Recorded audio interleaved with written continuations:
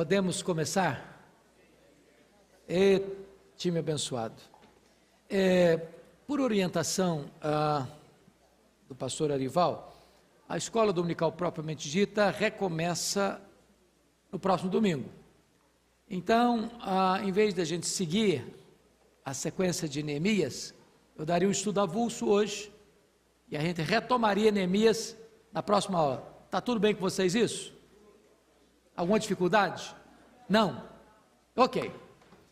Então, eu queria hoje passar para vocês uma noção do livro de Apocalipse dentro de uma perspectiva do que nós chamaríamos de paralelismo progressivo. Então, abra sua Bíblia comigo no livro de Apocalipse. Eu vou ler apenas o versículo primeiro, porque não vou hoje fazer nenhuma exposição de um texto específico, apenas ter uma visão panorâmica, tirando uma foto de helicóptero, olhando de cima para baixo, numa visão do todo, sem nos deter nos detalhes, tá certo? Então, Apocalipse capítulo 1, verso 1, você pode ler comigo, vamos juntos? Revelação de Jesus Cristo, que Deus lhe deu para mostrar aos seus servos as coisas que em breve devem acontecer, e que ele, enviando por intermédio do seu anjo, notificou ao seu servo João. Bom, algumas pessoas têm medo de ler Apocalipse. É curioso que eu vejo crente velho, de igreja, que nunca li Apocalipse, tem medo. Mas como assim? Tem medo. E eles justificam esse medo dizendo o seguinte: porque na minha cabeça, Apocalipse trata de tragédia. Quer ver uma coisa? Quando acontece um fato assim muito catastrófico, a imprensa divulga, um fato apocalíptico aconteceu. Aí as pessoas ligam Apocalipse com tragédia. Aí fica com medo. Uma segunda razão porque as pessoas têm medo de estudar esse livro, porque acham que ele é muito complicado. Eu não vou entender nada, eu não vou nem ler. É bem verdade que o livro de Apocalipse é um livro que trata com muitos símbolos, com muitas imagens, com muitos enigmas, com muitas visões.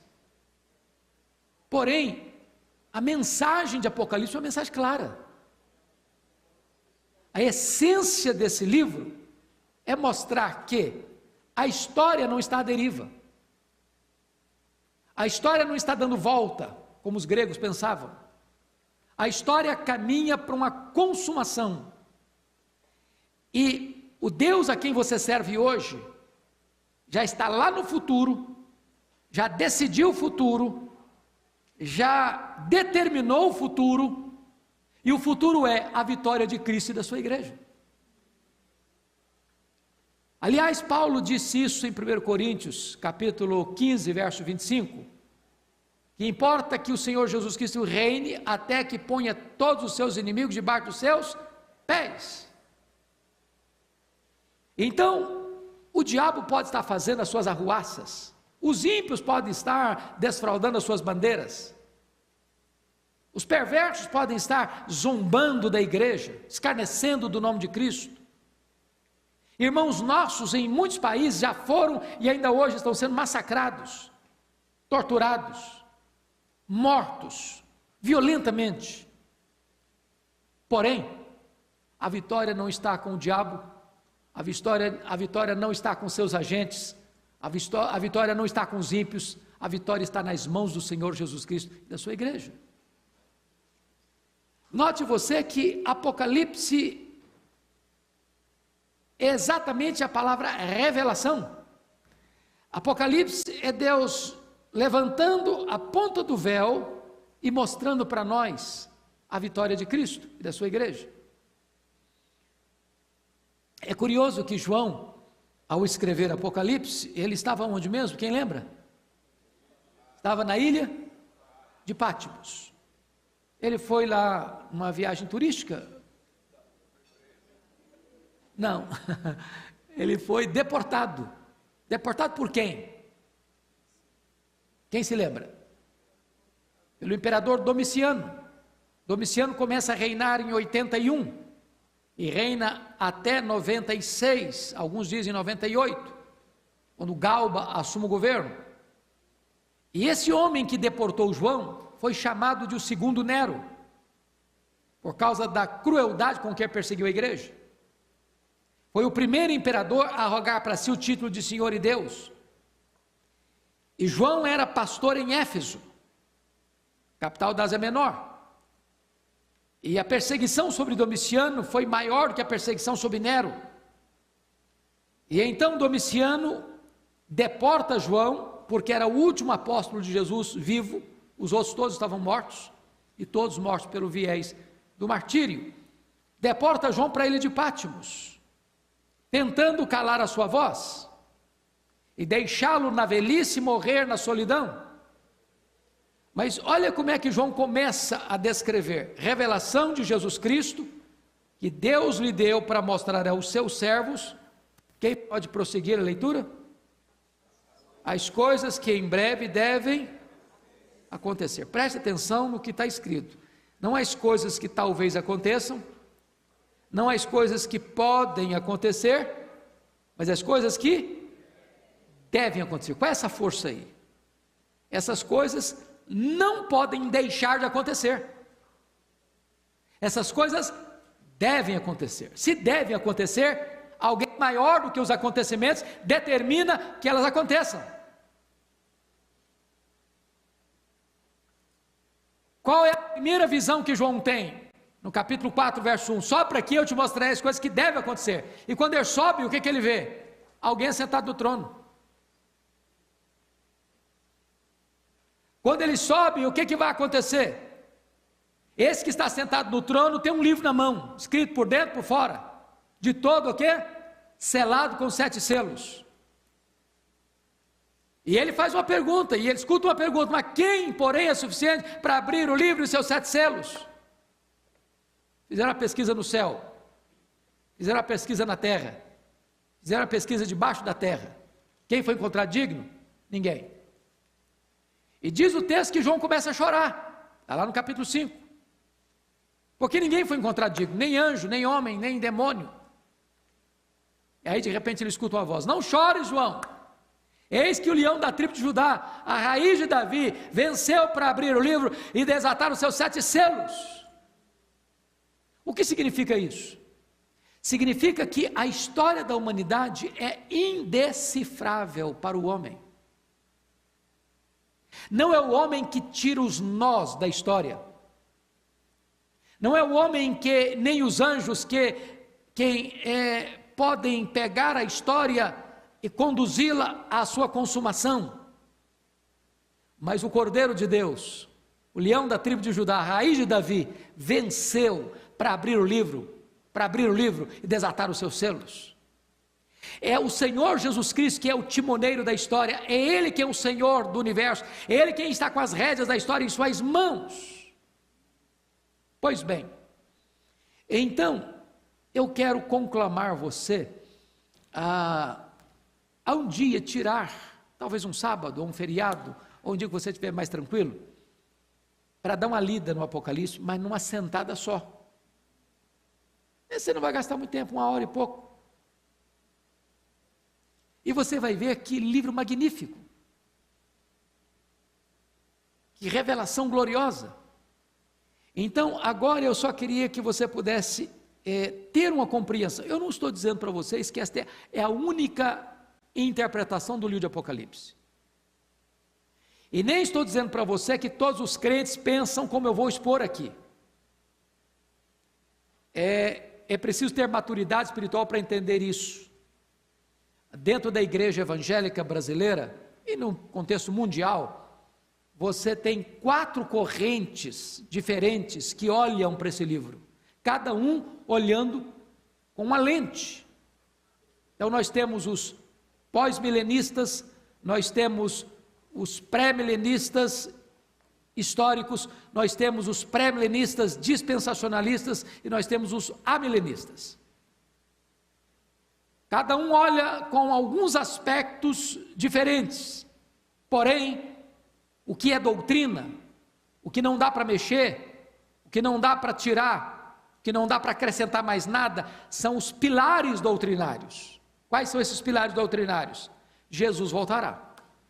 Bom, isso aí não dá para mexer. Se vai ter tribulação, se é antes, se é depois, se é no meio, se o milênio vai ser na terra, ou se vai ser simbólico, bom, isso aí são detalhes que um pensa assim, outro pensa assado. Agora, que Jesus vai voltar não dá para mexer. O que é pilar?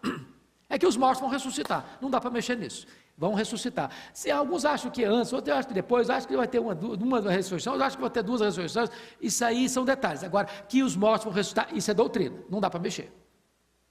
Terceiro, o que é pilar? O que é pilar é que vai ter um juízo final. Vai ter um julgamento, não dá para mexer nisso.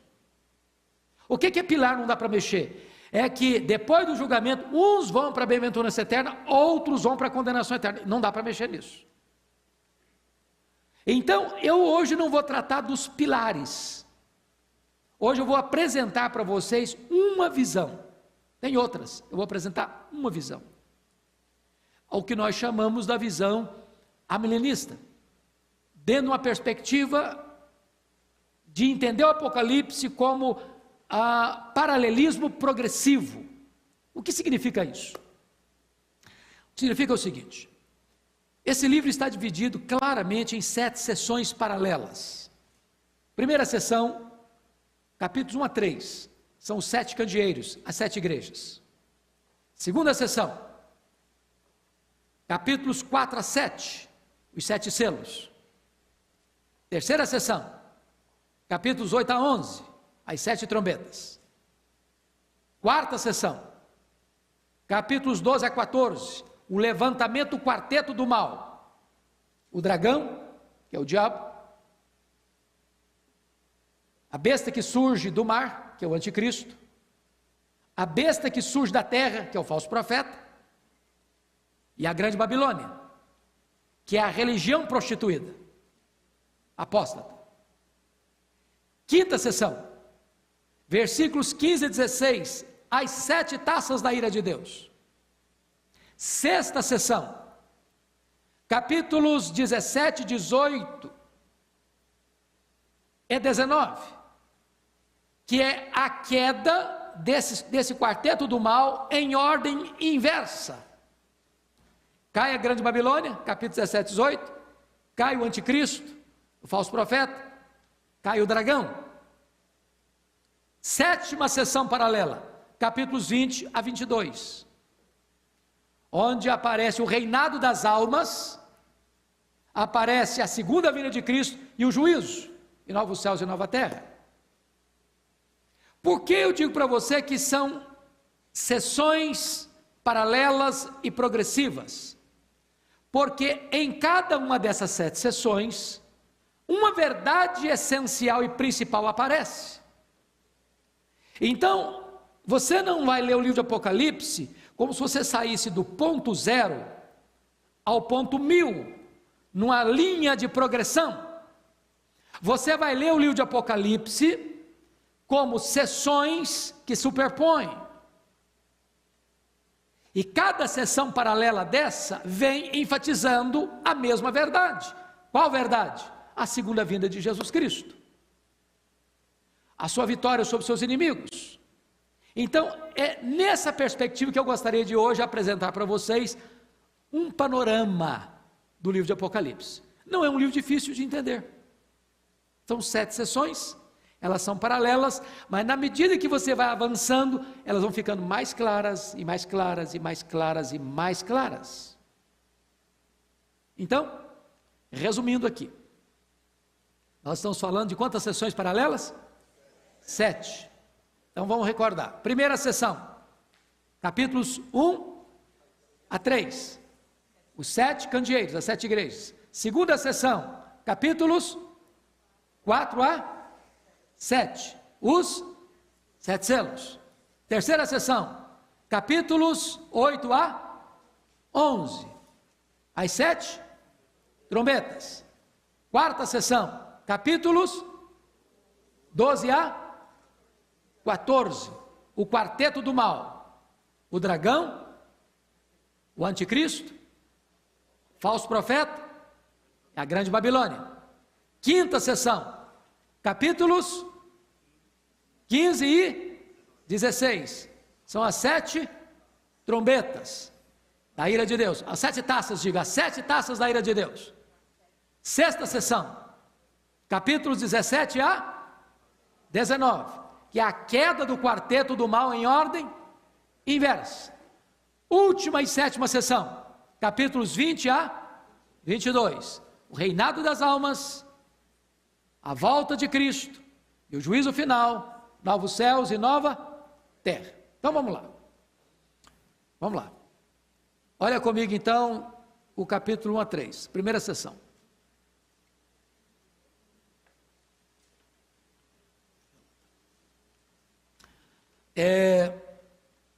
Vamos ver qual é a verdade central que aparece aqui. Olha comigo o versículo 7 do capítulo 1. Você pode ler comigo? Vamos lá? Eis que vem com as nuvens, e todo olho verá, até quantos o traspassaram, e todas as tribos da terra se lamentarão sobre ele, certamente. Amém. Nessa primeira sessão, onde João se apresenta e deixa uma mensagem para as igrejas, a mensagem básica e central é: ele virá e virá visivelmente, publicamente, notoriamente, indisfarçavelmente. E ele vem para julgar. Então, essa é a verdade que aparece já aqui no começo do livro. Não é que ele vai até o finalzinho, para lá no final falar da segunda vinda. Não, a segunda vinda já começa a aparecer logo no começo do livro, na primeira sessão paralela. Agora vamos para a segunda sessão paralela, que são os 7 selos. Eu pergunto a vocês, o que são os 7 selos? Cada selo que se abria era uma espécie de luta, de prova, de perseguição ou de sofrimento que a igreja enfrentaria. Por que que João introduz esta sessão paralela com o capítulo 4 e 5? Para mostrar uma coisa para nós. Olha, vai vir situação difícil, sim. Vai ter guerra, vai ter terremoto, vai ter fome, vai ter pestilência, vai ter perseguição. Mas antes de mostrar para a igreja o que viria sobre ela, João mostra o que no capítulo 4? Que Deus está no trono. E mostra o que no capítulo 5? Que Cristo está com o livro da história na mão. Então, o que pode trazer descanso para a igreja, confiança e serenidade para a igreja, não é que nós não vamos enfrentar tempos difíceis, vamos enfrentar. Mas Deus não perdeu o controle. Deus não perdeu as rédeas. Deus vai continuar governando soberanamente e levando a história para uma consumação final, onde a vitória vai ser do Senhor e do seu Cristo. Então vamos ver na segunda sessão paralela que vai aparecer da segunda vinda de Cristo. Olha aí capítulo 6, 12 a 17. Você vai perceber que é uma cena do juízo de Deus. Vi quando o cordeiro abriu o 6º selo, e sobreveio grande terremoto. O sol se tornou negro como saco de crina, a lua toda como sangue, as estrelas do céu caíram por terra ou pela terra, uma figueira, quando abalada por vento forte, deixa cair os seus figos verdes. E o céu recolheu-se como um pergaminho, quando se enrola.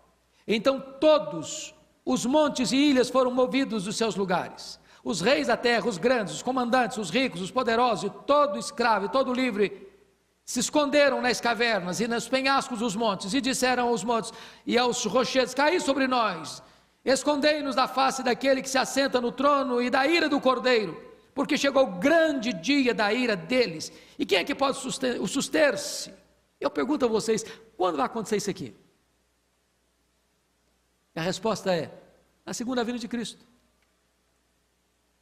Essa é uma cena dramática do dia de Deus, do dia da segunda vinda, quem pode dar uma olhadinha lá no capítulo 24 de Mateus, Mateus 24, versos 29 a 31, porque, em outras palavras, é exatamente isso que está sendo descrito lá.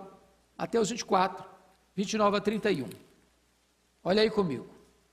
Logo em seguida a tribulação daqueles dias, o sol escurecerá, a lua não dará mais a sua claridade, as estrelas cairão do firmamento, e os poderes do céu serão abalados. Então aparecerá no céu o sinal do Filho do Homem, e todos os povos da terra se lamentarão, e verão o Filho do Homem vindo sobre as nuvens do céu, com poder e muita glória. O que você percebeu?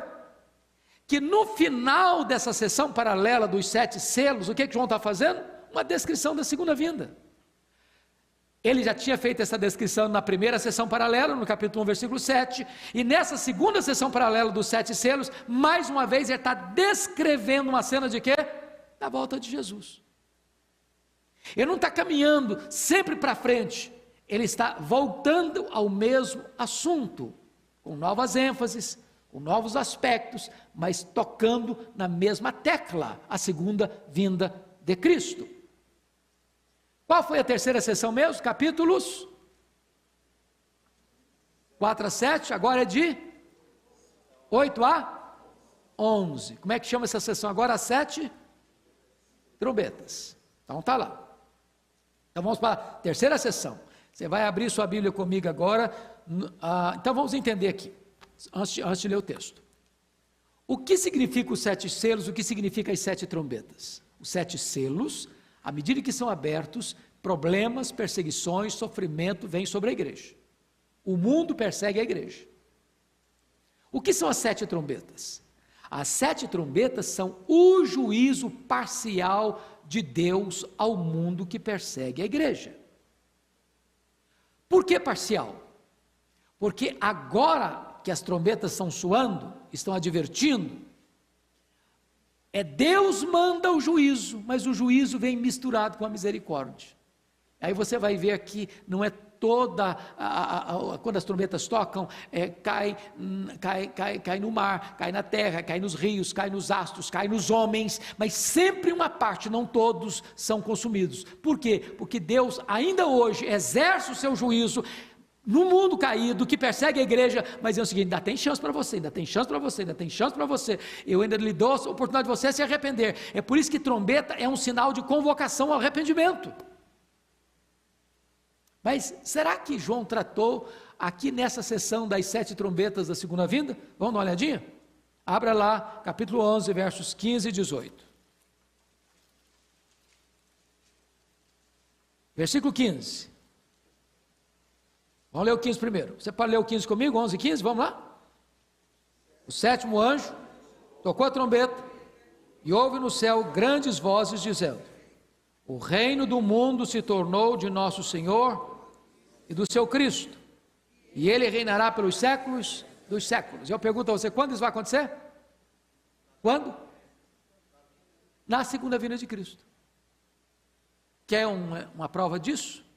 Abra sua Bíblia aí em 1 Coríntios 15, versos 23 a 25, você verá isso.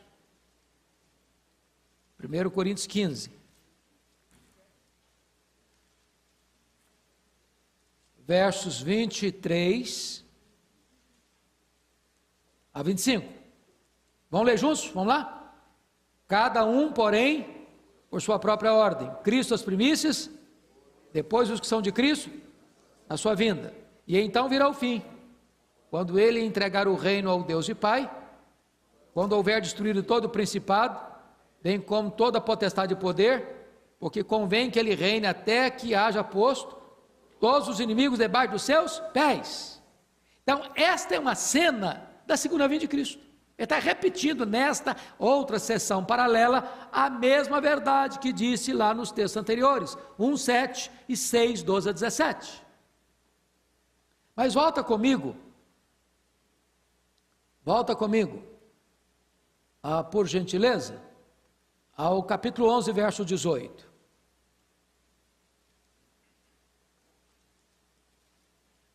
Volta comigo lá, porque também aqui está com clareza uma descrição da segunda vinda. Eu vou ler, vocês acompanhem. Na verdade, as nações se enfureceram. Chegou, porém, a tua ira, e o tempo determinado para serem julgados os mortos, para se dar o galardão aos teus servos, os profetas, aos santos e aos que temem o teu nome, assim aos pequenos como aos grandes, e para destruir os que destroem a terra. Eu pergunto a vocês, quando que se dará o julgamento dos mortos? Depois da segunda vinda de Cristo. Ele vem, se assenta no trono e julga. Julga os que já morreram, porque eles vão ressuscitar, vão ter que comparecer no tribunal, e julga os que estiverem vivos. Então, o que João está descrevendo nessa sessão paralela é a mesma coisa que ele descreveu centralmente nas outras sessões. Mas vamos para a quarta sessão. Vai de qual capítulo a qual capítulo? A quarta sessão? Do 12 ao 14. Essa sessão trata de que mesmo? O levantamento do quarteto do mal. Qual é o quarteto do mal? O dragão no capítulo 12, o anticristo e o falso profeta no capítulo 13, e a grande Babilônia no capítulo 14. Qual é a mensagem central? Vamos lá agora, por gentileza, para o capítulo 14, versos 14 a 20, e você vai ver. 14 a 20. Vamos só ler para nós corrermos um pouquinho, os versículos 14 a 16. Olha aí comigo. Olhei, e eis uma nuvem branca, e sentado sobre a nuvem um semelhante a filho de homem, tendo na cabeça uma coroa de ouro, e na mão uma foice afiada. Outro anjo saiu do santuário, gritando em grande voz para aquele que se achava sentado sobre a nuvem: toma tua foice e ceifa, pois chegou a hora de ceifar, visto que a seara da terra já amadureceu. E aquele que estava sentado sobre a nuvem passou a sua foice sobre a terra, e a terra foi ceifada. Eu pergunto a vocês, quando se dará a ceifa? Em que os anjos de Deus são enviados para ceifar, para recolher os santos de toda parte, colocar no celeiro, e os outros como palha são entregues ao fogo. Quando isso vai acontecer? Na segunda vinda de Cristo. Quer um exemplo disso? Abra sua Bíblia aí. Mateus 24, verso 31. Mateus 24, verso 31. O que está escrito aí? Vamos dar uma olhadinha? E ele enviará os seus anjos com grande clamor de trombeta, os quais reunirão os seus escolhidos dos quatro ventos de uma a outra extremidade dos céus. Ainda você pode olhar Mateus 13, 39, dá uma olhadinha. Mateus 13, 39.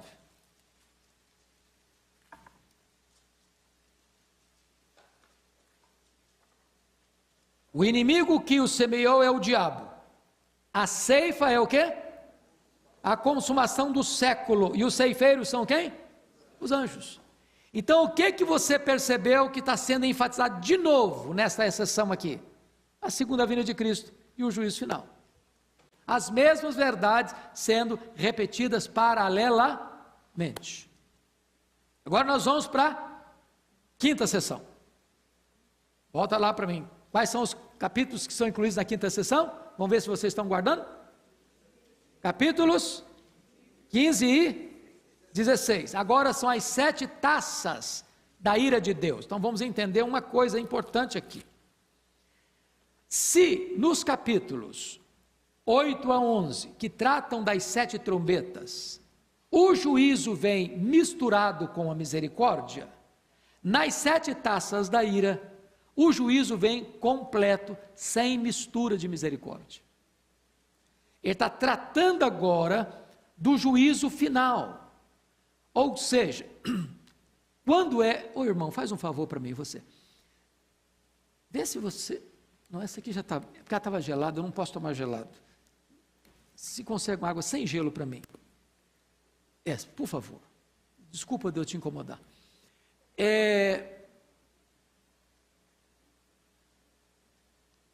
Se as 7 trombetas, Deus olha para esse mundo mal e ainda chama esse mundo mal ao arrependimento, porque o juízo vem misturado com a misericórdia, nas 7 taças é já o fato do juízo. E quando Jesus voltar, não tem mais chance. Aí não tem mais jeito de se arrepender.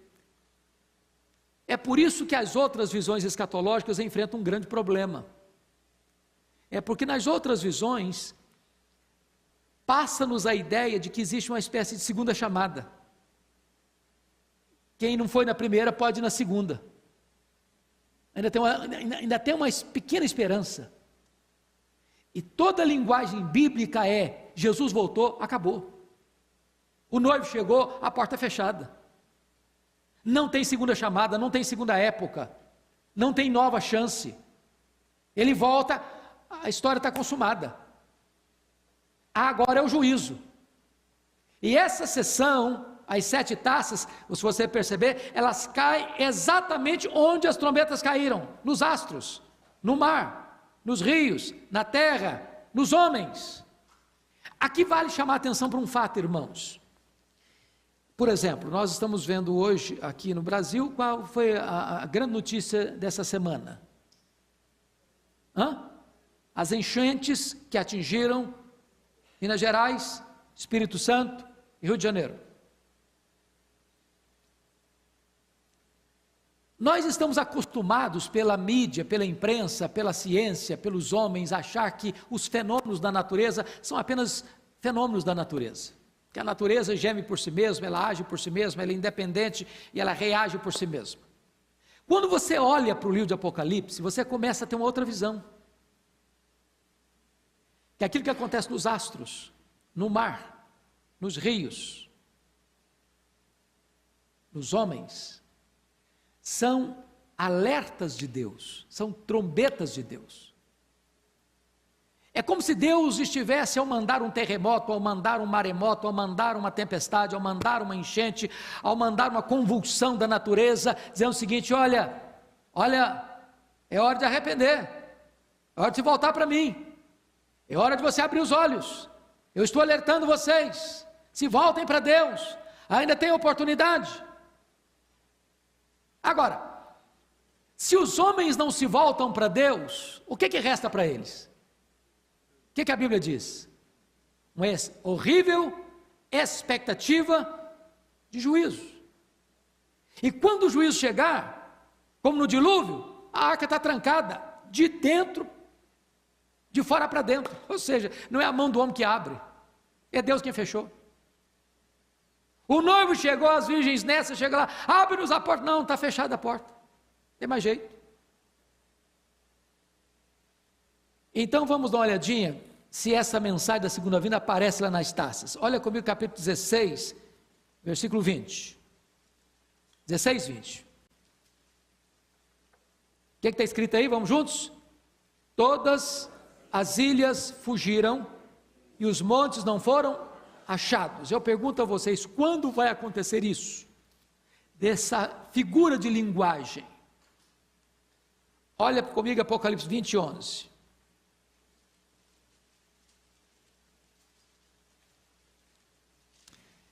Vi um grande trono branco. Oh, meu amado, obrigado pelo seu carinho, viu? Muito obrigado, viu? Se eu tomar gelado, em vez de melhorar, piora. 20, 11, vamos lá? Vi um grande trono branco, e aquele que nele se assenta, de cuja presença fugiram a terra e o céu, e não se achou lugar para eles. Essa figura de linguagem, as ilhas fugiram, é uma descrição do que está acontecendo aqui. Quando isso vai acontecer? Na segunda vinda de Cristo. Então, também nesta quinta sessão paralela, das 7 taças da ira de Deus, a mesma verdade, a mensagem central do livro, está sendo outra vez o quê?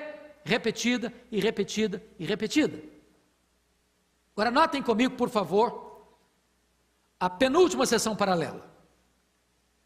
De capítulo, qual capítulo agora vai? Os capítulos 17 a 19. O que descreve essa sessão paralela?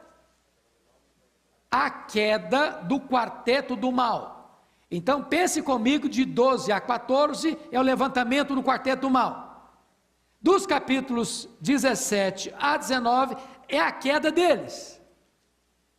Então eles se levantam e eles caem. Só que em ordem inversa. Lá no capítulo 12 a 14, no 12 levanta o dragão, que é o diabo, no 13 levanta o anticristo e o falso profeta, no 14 a grande meretriz, a grande Babilônia. Aqui, capítulo 17, 18, a grande Babilônia. Há uma ênfase maior nela. O que é a grande Babilônia? É a religião prostituída, é o comércio prostituído, é a política prostituída. São todos os elementos religioso, econômico, político e social afastado de Deus, que se opõe a Deus. É um sistema que se opõe a Deus. Todo esse sistema entra em colapso. Ao mesmo tempo que João é chamado no capítulo 17 para ver a queda da grande meretriz, no capítulo 19, versículo 11, no capítulo 20, versículo 11, ele é chamado para ver a noiva do Cordeiro. Cai a meretriz, aparece a noiva. Cai a falsa religião, aparece a igreja verdadeira. Então, eu disse para vocês que são sessões o quê? Paralelas e progressivas. Ao mesmo tempo que elas são paralelas, na medida que você vai avançando, a coisa fica mais clara. Então vamos ver o que vai acontecer aqui agora? Abra aí, por favor, comigo, no capítulo 19, a partir do versículo 11. Eu vou ler, você acompanha. Viu o céu aberto, e eis um cavalo branco. Seu cavaleiro se chama Fiel e Verdadeiro. Quem é esse cavaleiro? Jesus Cristo. E julga e peleja com justiça. Os seus olhos são como chama de fogo. Na sua cabeça há muitos diademas. Tem um nome escrito que ninguém conhece, senão ele mesmo. Está vestido com um manto o quê? Tinto de sangue. E o seu nome se chama o Verbo de Deus. Quem é essa pessoa? Jesus Cristo. E seguiam-no os exércitos que há no céu, montando cavalos brancos, com vestiduras de linho finíssimo, branco e puro. Quem são esses? É uma descrição dos anjos e dos remidos. Preste atenção nisso. Quem foi a primeira pessoa a morrer na história? Abel. Todos os crentes salvos pela graça, desde Abel foi salvo pela graça, como nós somos, estão fazendo o que lá no céu? A alma deles, o corpo não, o corpo está na terra, a alma está lá, reinando com ele. O reinado do capítulo 20 não é na terra, é no céu, portanto o milênio é aqui não, é lá em cima, reinado das almas, no céu. Quando um crente morre, para onde vai sua alma? Para o céu. Está dormindo lá? Não. Está reinando, consciente, desfrutando das glórias celestes. Parcialmente porque só está a alma, o corpo não está ainda, o corpo está na sepultura. Quando Jesus voltar, então, montado nesse cavalo branco, isso é uma figura, isso é uma imagem. Esse exército vem com ele. Seguiam um exército, os exércitos que há no céu. Então os salvos voltam com ele em glória, com esse cortejo de anjos e de remidos, com ele em glória. Até porque vestiduras brancas de linho finíssimo traz a ideia da justiça que nós somos cobertos com ela, linho finíssimo. Versículo 15. Sai da sua boca uma espada afiada, para com ela ferir as nações, e ele mesmo as regerá com cetro de ferro, e pessoalmente pisa o lagar do vinho, do furor, da ira do Todo-Poderoso. Nota de rodapé aqui. Essa grande batalha final, às vezes as pessoas, eu vou para Israel, acho até engraçado, porque tem lá o local chamado Armagedon, você sobe no monte lá do precipício, lá em Nazaré, você tem uma esplanada bonita, e aí as pessoas, aqui o Armagedon, vai ser aqui que as nações vão se reunir para guerrear, e vai ser a guerra final, o Armagedon. Não é assim não, até porque o lugar é tão pequeno que não dá para juntar todas as nações, não. Quem conhece lá sabe disso. Essa batalha final, irmãos, não vai ter canhão, não vai ter bomba atômica, não vai ter espada, vai ter uma única arma que vai ser usada, vai ser a espada afiada que sai da boca do Senhor Jesus Cristo. Ele não precisa de um exército para vencer, não. Ele vem como vencedor. Ele vai matar o anticristo com o sopro da sua boca. Essa é a descrição mais incrível que nós temos. Agora vamos dar uma olhadinha no versículo 16. E eu paro aqui. Tem o quê? No seu manto e na sua coxa um nome escrito: Rei dos Reis, Senhor dos Senhores. Então, essa é a descrição mais clara, mais eloquente da volta gloriosa e vitoriosa do Senhor Jesus Cristo. Qual o assunto que ele está tratando aqui? O mesmo assunto que está tratando em todas as sessões paralelas. A segunda vinda de Cristo para o juízo final. Agora vamos para a última sessão paralela, que é o capítulo 20 ao 22. Bom, não é minha intenção tratar disso agora, mas eu preciso dizer, a cada sessão, se você perceber, ela vai da primeira à segunda vinda, da primeira à segunda vinda, da primeira à segunda vinda, da primeira à segunda vinda, da primeira à segunda vinda. Por exemplo, quando você entra para o capítulo 12, o levantamento do quarteto mal, o quarteto mal está perseguindo a igreja. A mulher ali não é Maria, a mulher ali não é a igreja. Alguns acham que a mulher ali é a mãe do Senhor, nosso Salvador. Não, ali a mulher é uma representação da igreja. Mas depois ele quer matar, a intenção do dragão era matar quem? O filho da mulher. Era matar Jesus. Não consegue matar Jesus, persegue a igreja. Está falando de quê? Da segunda vinda ou da primeira vinda aí? Da primeira vinda, vai até a segunda vinda. Então, quando você começa a sessão paralela do verso 20, embora no capítulo 19 você teve uma descrição da segunda vinda, o 20 retorna à primeira vinda. Não é uma sucessão cronológica da segunda vinda, mas um retorno à primeira vinda. Se não, vejamos. O que é que você começa a ver no capítulo 20? Então vi descer do céu um anjo, tinha na mão a chave do abismo e uma grande corrente. Ele segurou o dragão, a antiga serpente, que é o diabo, Satanás, e o prendeu por quantos anos? 1000 anos. 1000 anos.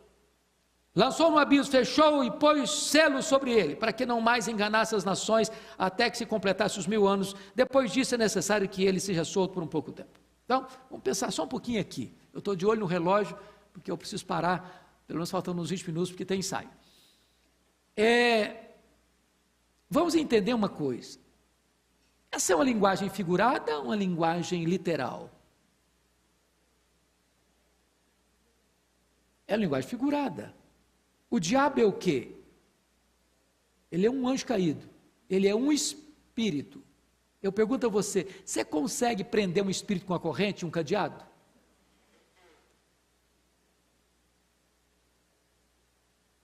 O livro de Apocalipse está cheio de símbolos. E você precisa entender os símbolos para você não chegar a conclusões erradas. Para você entender o que é a prisão de Satanás, você precisa entender uma coisa. Você precisa pegar textos que tratam desse assunto.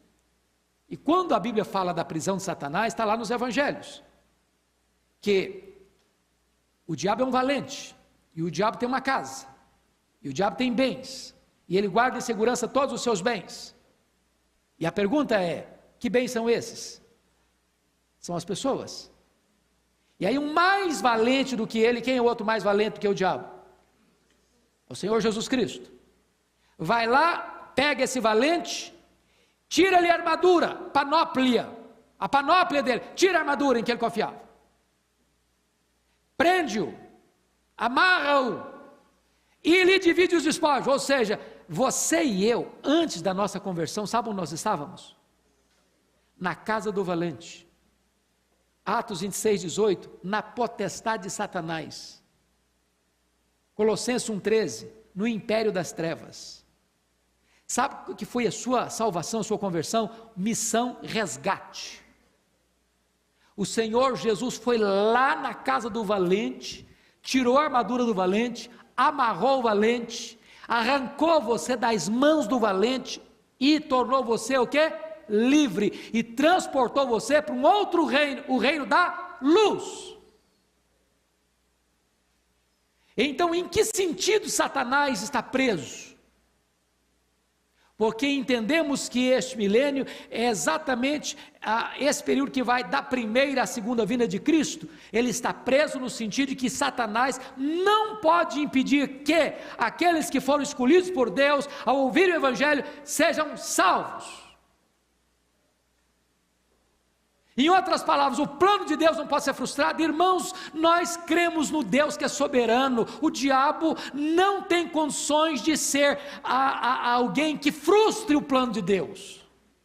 Não, vitoriosamente, não. O nosso Deus cumprirá o seu propósito vitoriosamente. Agora olha comigo a cena que segue em seguir no versículo 4. Vi também tronos, e nesses sentaram-se aqueles os quais foi dada a autoridade de julgar. Vêm das almas dos decapitados, por causa do testemunho de Jesus Cristo. E aí eu pergunto a você, onde essas almas estão reinando? No céu. A palavra trono aparece no Apocalipse 46 vezes. Só 3 vezes esse trono está na terra, só 3 vezes. E quando o trono está na terra, é o trono de Satanás e o trono do anticristo. Nunca o trono de Deus. O trono de Deus está onde? Está no céu. As almas estão reinando com ele aonde? No céu.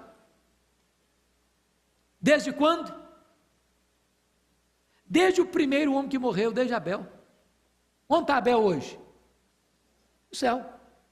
Deus é Deus de mortos, Deus é Deus de vivos. É por isso que não fala o defunto Abel, é o Abel. Você não fala o defunto Abraão, é o Abraão. Ele está lá. O que morreu foi o corpo, mas morreu, numa linguagem bíblica, dormiu, que vai ressuscitar, vai acordar, vai ressuscitar. Então, a pergunta é, nessa última sessão, tem alguma evidência da vinda de Jesus e do juízo final? Tem, olha o capítulo 11, capítulo 20, a partir do versículo 11. Olha aí. Vi um grande trono branco, e aquele que nele se assenta, de cuja presença fugira a terra, o céu, e não se achou lugar para eles. Vi também os mortos, os grandes, os pequenos, postos em pé diante do trono. Então se abriram os livros. E eu pergunto a vocês, essa cena do juízo final aqui, dos livros abertos, do tribunal, do trono branco, vai acontecer quando? Quando Jesus voltar. Mateus, capítulo 25, a partir do 36 ao 41, quando o Filho do Homem vier na sua majestade e glória, se assentará no seu trono e julgará as nações. Então, eu quero concluir dizendo o seguinte para vocês.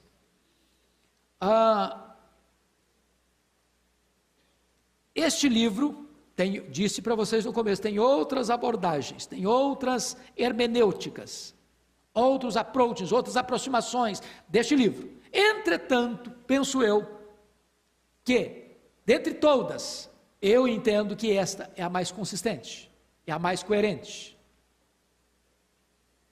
é a que se coaduna melhor com o todo das Escrituras, é a que traz para nós também um senso maior da soberania de Deus, que está no trono e governa, e que, embora você vê o mundo hoje, para o cenário hoje, você vê o mal prevalecendo, você vê os ímpios cheios de empáfia, você vê os poderosos deste mundo investindo em causas perversas.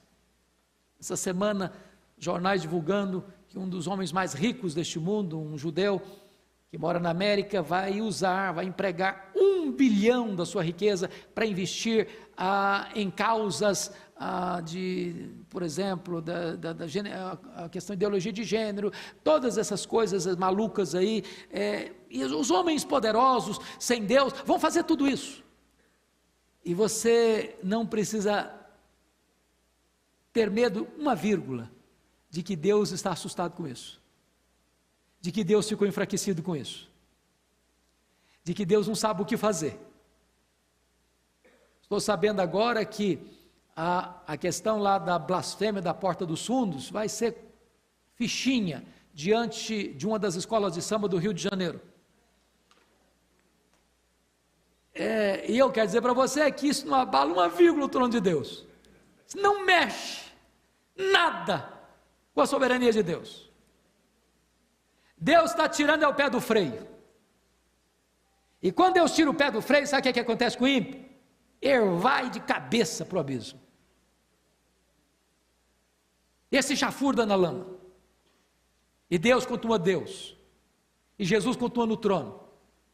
E a igreja de Deus continua vitoriosa. Nós não precisamos ter medo. O nosso Deus está no trono. O Cordeiro está com o livro nas mãos. E Ele está conduzindo a história para uma consumação final. Louvado seja o Senhor.